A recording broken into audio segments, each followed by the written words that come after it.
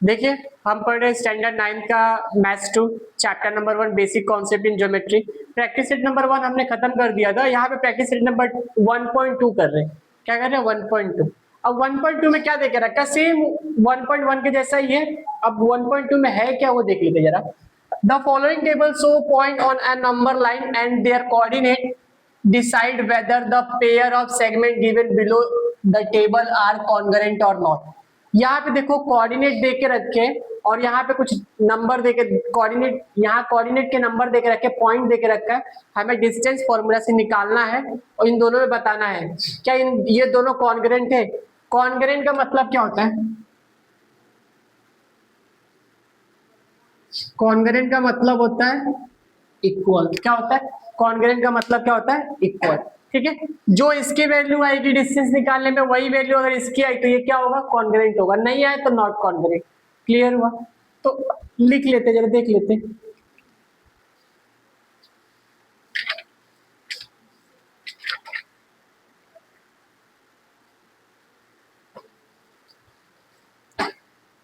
यहाँ देखिए, यहाँ पे सेगमेंट देकर रखा है डीई, तो यहाँ पे लिखेंगे, इसे लिख लेते हैं solution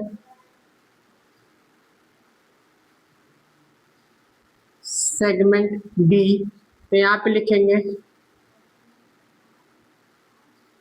coordinate of D. Coordinate of D कितना है? -7। फिर लिखेंगे coordinate of E. Coordinate of E कितना है? 9। समझा? अब बताओ मेरे को, -7 और +9 में से बड़ा कौन सा है?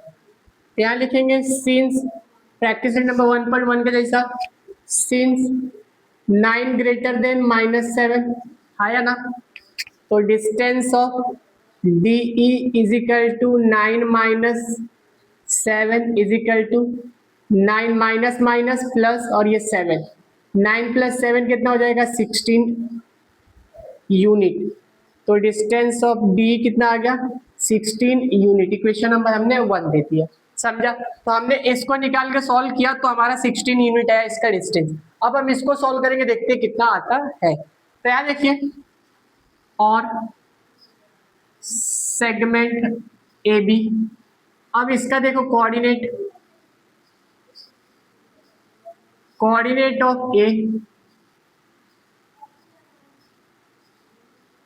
Coordinate of B। A कितना है? A -3 है, B कितना है? 5 है। सिंस, अब बताओ 5 बड़ा है कि -3 बड़ा है? नेगेटिव बड़ा है कि पॉजिटिव बड़ा है? पॉजिटिव बड़ा है, तो 5 ग्रेटर देन -3 आया ना।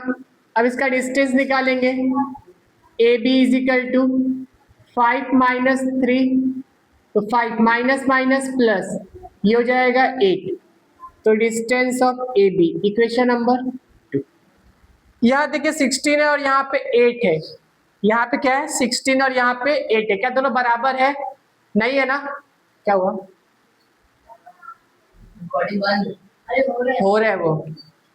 देखिए यहाँ पे 16 है और यहाँ पे 8 है। क्या दोनों बराबर है? अगर नहीं बराबर तो यहाँ पे लिखेंगे from 1 and 2 distance of D not equal to distance of AB। ये दोनों बराबर में तो नॉट इक्वल टू हो जाएगा, आया ना। तो यहां लिखेंगे therefore seg D and seg AB are not congruent point. समझा कि नहीं समझा? कॉन्ग्रुएंट पॉइंट क्या था? इसको और इसको कॉन्ग्रुएंट बताना था। ये कॉन्ग्रुएंट है कि नहीं है, बस यही बताना था। जब मैंने इसको सॉल्व किया डिस्टेंस फॉर्मूला से, डिस्टेंस निकाल के, तो 16 आया। जब मैं इसको सॉल्व किया तो कितना है? 8 आया। अब 8 और 16 दोनों बराबर है? नहीं बराबर है। अगर दोनों बराबर नहीं है तो क्या होगा? ये कॉन्ग्रुएंट होगा? नहीं होगा। समझा कि नहीं समझा? तो क्वेश्चन नंबर 1 का 1 खत्म हो गया और क्वेश्चन नंबर 1 का 2 करेंगे। ठीक है, लिखिए। क्वेश्चन नंबर 1 का 1 हमने खत्म कर लिया। क्वेश्चन नंबर 1 का 2 देखते हैं। क्या देके रखा है? सेग BC एंड सेग AD ये कॉन्ग्रुएंट है कि नहीं है, ये हमें क्या करना है? बताना है। ठीक है, कोई बात नहीं, कर लेंगे। तो यहाँ पे हम सेग BC लेते हैं, तो इसका कोऑर्डिनेट ऑफ बी, ठीक है, कोऑर्डिनेट ऑफ बी कितना है 5 है, फिर coordinate of C, coordinate of C कितना है 2 है, सिंस अब बढ़ाओ, आप बताओ 5 बड़ा है कि 2 बड़ा, दोनों पॉजिटिव है, अगर दोनों पॉजिटिव है तो जो बड़ा वही बड़ा, तो दोनों पॉजिटिव है तो 5 बड़ा है, तो 5 ग्रेटर देन 2, तो डिस्टेंस निकालेंगे BC का, तो क्या हो जाएगा जी 5 - 2, तो ये हो जाएगा 3, तो distance of BC is equal to 3, question number 1। समझा, ये तो तुमको 1.1 से हम कर रहे हैं, तो अब तुम लोग एकदम हलवा हो गया होगा। यहाँ देखिए, और सेगमेंट AD, या और ना लिख के एंड लिखो, ठीक है, coordinate of A, coordinate of B, A कितना A -3 है, और ये कितना -7 है या ना। तो अब यहाँ पे देखिए, सिंस दोनों माइनस है, दोनों क्या है, दोनों निगेटिव नंबर है, अगर दोनों निगेटिव नंबर है तो निगेटिव नंबर में क्या होता है, जो छोटा वही बड़ा, निगेटिव नंबर में क्या होता है, जो छोटा होता है वो सबसे बड़ा होता है, तो -3 बड़ा होगा किससे, -7 से। सब यहाँ पे गलत कर देंगे, क्या कर कहेंगे, -7 को बड़ा कर देंगे, 3 को छोटा कर देंगे, बट ऐसा नहीं होता है, निगेटिव में जो सबसे छोटा वही सबसे बड़ा होता है, समझा। तो इसका डिस्टेंस निकलेगा AD इज इक्वल टू -3 - 7 -3 -+7, ये हो जाएगा 4 प्लस का 4, तो distance of AD is equal to equation number 2। अब आप ही बताइए, यहाँ पे कितना है, यहाँ पे 3 और यहाँ पे 4 है, यहाँ पे 3 और यहाँ पे 4 है, तो क्या दोनों इक्वल है, नहीं इक्वल है, तो लिखेंगे फ्रॉम 1 and 2 से distance of BC not equal to distance of AD, तो therefore seg BC and seg AD are not congruent point. समझ में आया कि नहीं आया?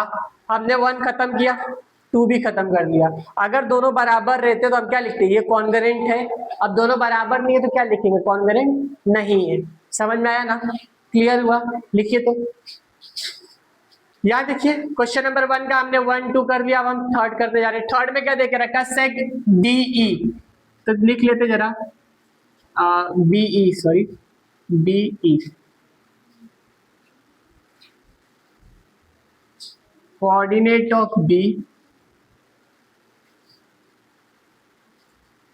Coordinate of E, coordinate of B कितना है 5 है, E कितना है 9 है, सिंस इसमें से बड़ा कौन सा है, तो 9 ग्रेटर देन 5 है, डिस्टेंस निकालेंगे BE का, तो 9 - 5 is equal to 4, distance of B is equal to 4 unit, equation number 1। यहाँ तक समझा डिस्टेंस निकालने का तरीका, ठीक है। एंड सेग AD, ठीक है, coordinate of A, coordinate of D, A कितना है -3, D कितना है -7, 6, दोनों माइनस है, तो दोनों माइनस मतलब जो छोटा होता है वही क्या होता है, बड़ा होता है, तो -3 ग्रेटर होगा -7 से, इसका डिस्टेंस निकालेंगे AD का, तो -3 - 7 -3 + 7 इज इक्वल टू 4, तो distance of AD is equal to equation number 2। यहाँ देखिए, यहाँ पे भी 4 है बाबू, यहाँ पे भी 4 है, तो क्या होगा, फ्रॉम 1 and 2 से मैं बोल सकता हूँ डिस्टेंस BE इक्वल होगा डिस्टेंस AD, आया ना। अब लिखेंगे seg BE and seg AD are congruent. समझा? तो 3 क्वेश्चन में से एक क्वेश्चन कॉन्ग्रेंट है और बाकी दोनों क्या है, नॉन कॉन्ग्रेंट है। क्यों कॉन्ग्रेंट ये हुआ, यहाँ पे भी 4 है और यहाँ पे भी 4 है, तो इन दोनों की वजह से ये क्या हुआ, बराबर हुआ। समझा कि नहीं समझा?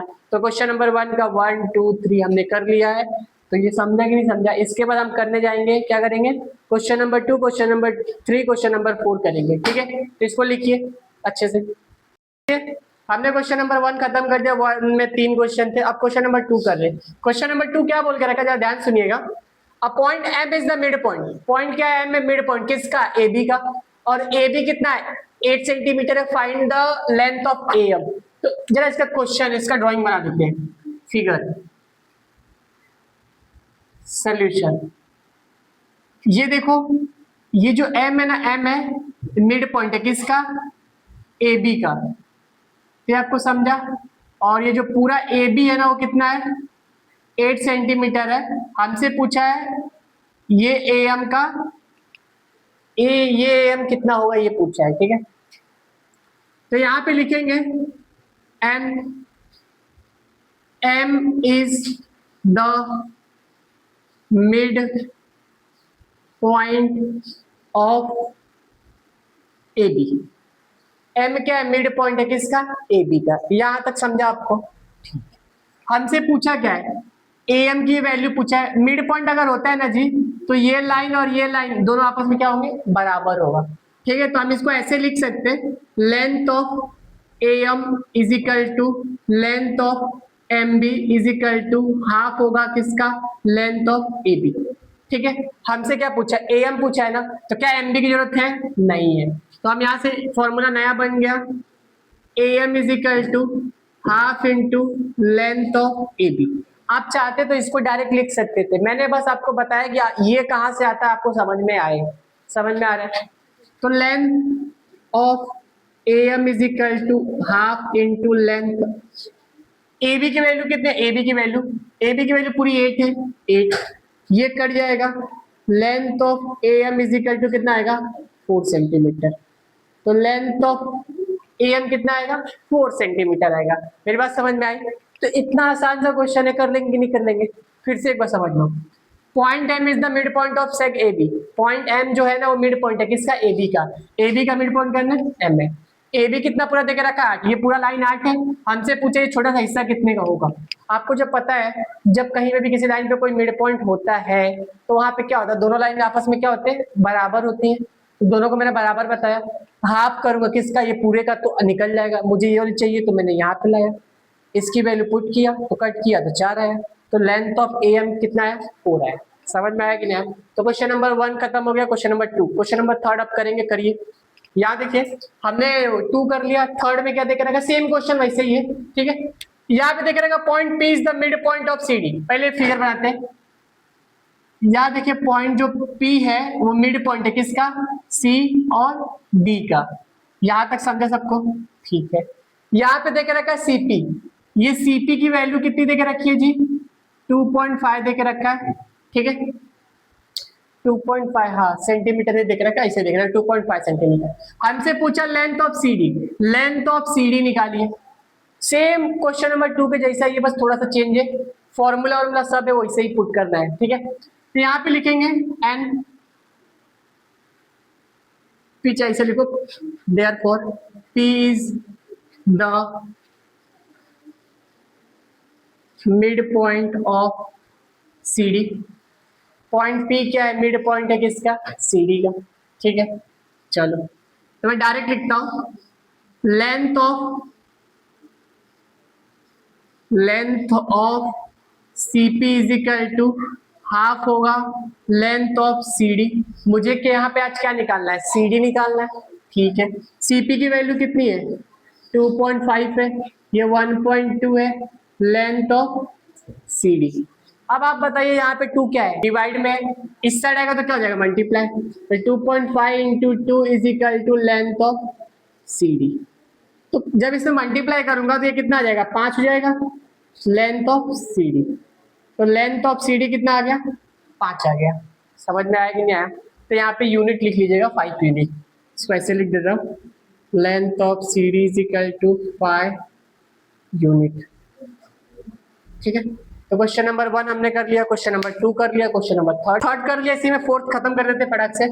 क्वेश्चन नंबर 4 क्या देके रखा है, if A B is equal to 5 centimetre, B P is equal to 2 centimetre and A P is equal to 3.4 centimetre, इसको क्या करना है, कंपेयर करना है किसका, सेगमेंट को। तो जरा सॉल्यूशन देखना, बहुत ही आसान क्वेश्चन है, इससे नल्ला क्वेश्चन कभी मैं देखा नहीं। ठीक है, आप बताइए सबसे छोटा क्या है, 2 है, हाँ या ना, 2 से बड़ा कौन है, 3.4, 3.4 से बड़ा कौन है, 5, समझा, यही है ना, समझ में आ रहा है कि नहीं आ रहा है। अब 2 की वैल्यू क्या है जरा देख लीजिए, बीपी, सेग बीपी बड़ा है, इससे बड़ा है, सेग एपी इससे बड़ा है, सेग एबी, खत्म। यही बोला था कंपेयर करने के लिए, जो बड़ा है लाइन से अरेंज करके रखना है, बस इतना ही करना है, इससे ज्यादा कुछ नहीं करना, समझा कि नहीं समझा। तो जो बड़ा है देखो 2 से बड़ा कौन है 3.4, 3.4 से बड़ा कौन है 5, समझा। जो 2 का क्या है पॉइंट सेग क्या है, 2 का सेग है बीपी, तो बीपी लिख दिया, 3.4 का सेगमेंट क्या है एपी, तो एपी लिख दिया, और 5 का क्या है एबी, एबी लिख दिया, समझा।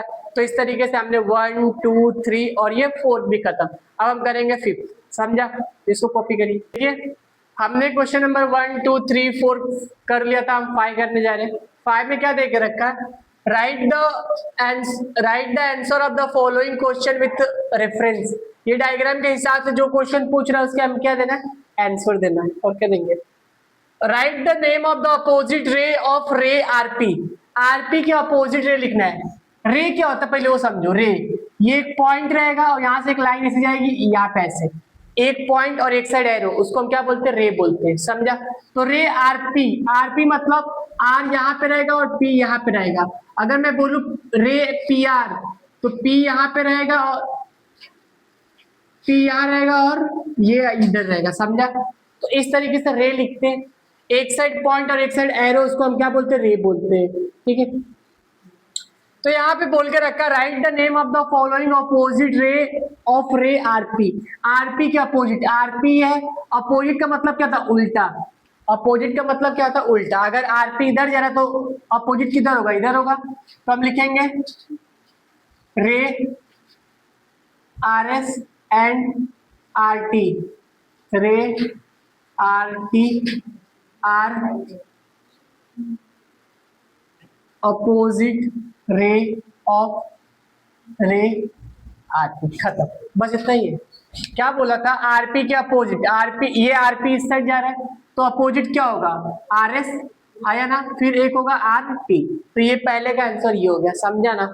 अब रे का मतलब समझा आपको, ये देखो ये ऐसे, इसको हम रे बोलते हैं, इस साइड एक साइड पॉइंट और एक साइड एरो, इसको हम क्या बोलते हैं, रे बोलते हैं। सेगमेंट किसको बोलते हैं, दोनों साइड पॉइंट, इसको सेगमेंट बोलेंगे। लाइन किसको बोलेंगे, इसको हम क्या बोलेंगे, लाइन बोलेंगे।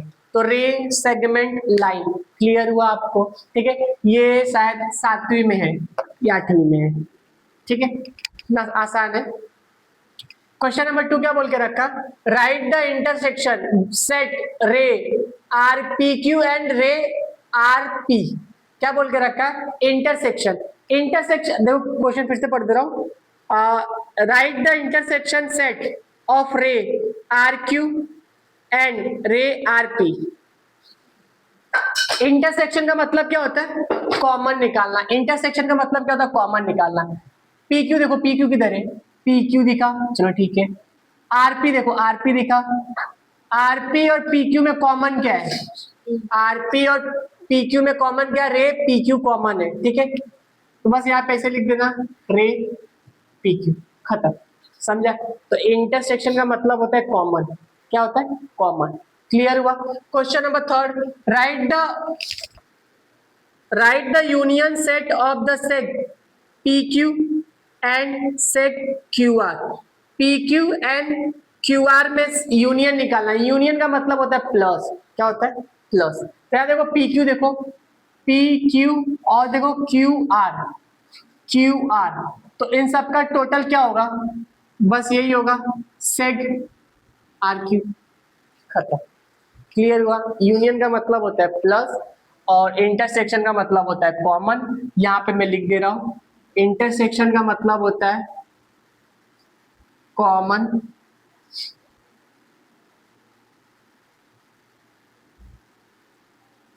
ठीक है, कॉमन निकालना, ठीक है। इंटरसेक्शन बोला तो मतलब कॉमन निकालो जो भी है उसके बीच में से, समझा कि नहीं? ठीक है। Question number third, state the ray of which set Q R is a subset. Q R is a subset. Q R किधर है? Q R is a subset.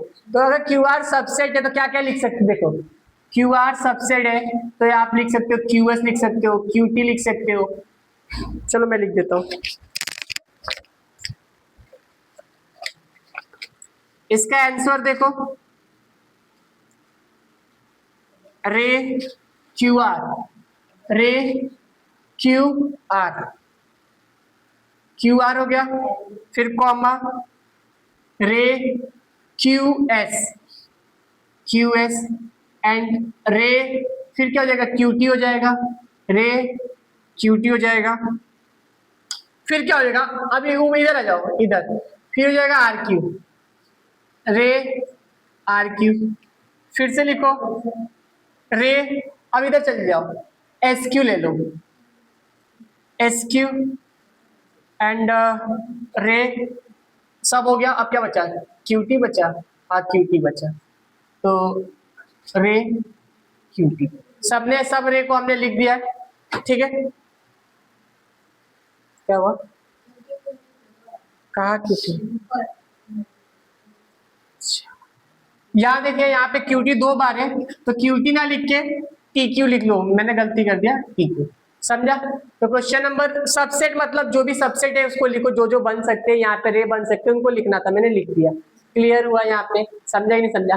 तो मैंने सबको लिख दिया यहाँ पे, आप भी ध्यान देना थोड़ा सा और लिख लीजिएगा, यहाँ पे आप फंसोगे, ठीक है। अब नया क्वेश्चन देखिए, यहाँ पे इसी में 4 क्वेश्चन हो गया, पांचवा question.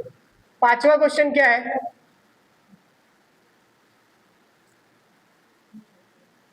write the pair of opposite ray, opposite ray with common end point r। सबसे आसान क्वेश्चन यही है।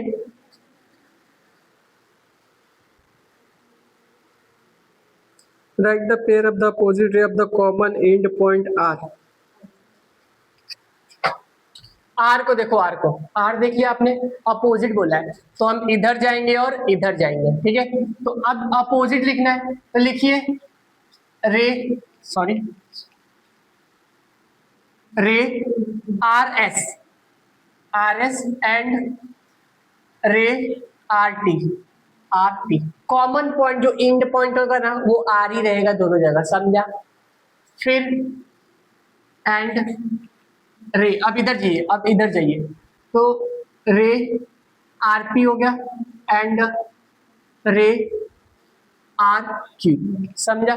जो एंड पॉइंट है ना, एंड कॉमन पॉइंट, वो हमेशा आर होगा। यहाँ पे भी आर है, यहाँ पे भी आर है, यहाँ पे भी आर है, यहाँ पे भी आर है, तो ये इधर अपोजिट हो गया और ये इधर अपोजिट हो गया, हमने लिख दिया, समझा? Write the pair of the opposite ray with common end point R. Common end point क्या होगा? आर होगा, तो R R R R. Clear हुआ? अब क्वेश्चन नंबर 5 6 क्या बोल के रखा है वो देखिए, राइट एनी टू रे with common end point S. अब एंड देखो, राइट एनी टू रे with common end point S. And point S होना चाहिए, क्या होना चाहिए? एस होना चाहिए। तो एस आर लिख सकते हो, एस टी लिख सकते हो, एस आर लिख सकते हो और एस टी लिख सकते हो। तो यहाँ पे सोल्यूशन देखिए, रे एस आर एंड रे एस टी, समझा? क्लियर हुआ? अब लास्ट क्वेश्चन 7वां मैं बता दे रहा हूं इसे, right the intersection set of SP and रे एसटी।